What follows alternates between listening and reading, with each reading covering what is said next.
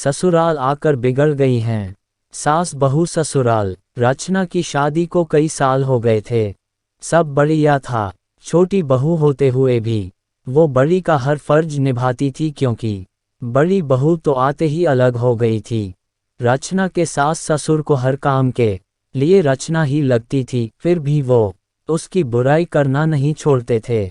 और सबसे बड़ी बात, बुराई भी अक्सर उसके ही परिवार वालों से करते थे, जो रचना को बचपन से जानते थे, या फिर रचना की सहेलियों से, या खुद के मायकों वालों से। पहली बार जब शादी के बाद रचना की दोस्त आई तो सासू माँ ने उससे ही रचना की बुराई करना शुरू कर दी।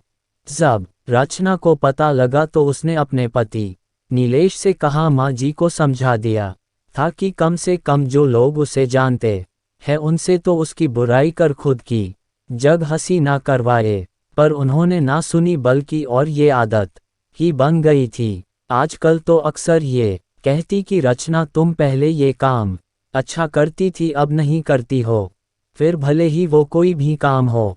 रचना की बुआ उसके ससुराल आई थी, तब सासू माँ की किटी पार्टी भी थी।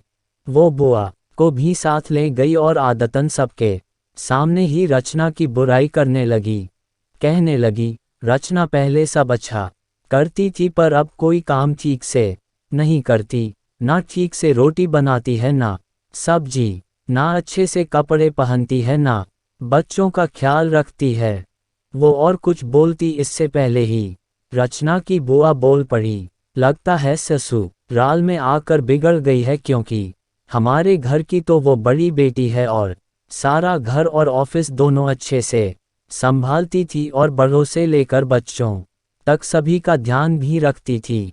आपके यहाँ आकर बिगड़ गई है। ऐसा कीजिए, महीने 2 महीने जमाई के साथ उसे मायके भेज दीजिए, हम सुधार कर भेज देंगे। अब रचना की सासू माँ का मुंह देखने लायक था। उन्हें बोलने के लिए शब्द नहीं मिल रहे थे, तो बस फिर उठकर चली गई, ये कहकर कि आती हूँ ज़रा, कोई बुला रहा है। और रचना की बुआ जी और बस मुस्कुराने लगी।